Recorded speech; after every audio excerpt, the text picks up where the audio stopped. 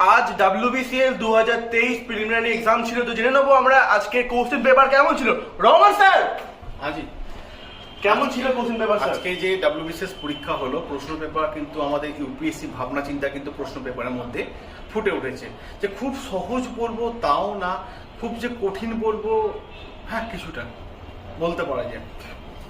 বিশেষ করে যারা কারেন্ট অ্যাফেয়ার্স ছিল জায়গাটা সেটাও একটু টাফ ছিল, ইতিহাসের জায়গাও ছিল।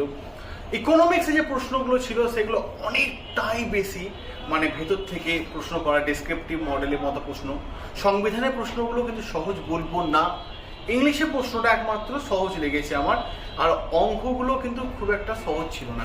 তো ওভারঅল যদি দেখা যায় মোটামুটি একটু টাফই ছিল প্রশ্ন। এটাই ছেলে মেয়েদের কেমন ছিল লেগেছে প্রশ্ন একটু কমেন্ট বক্সে জানিও।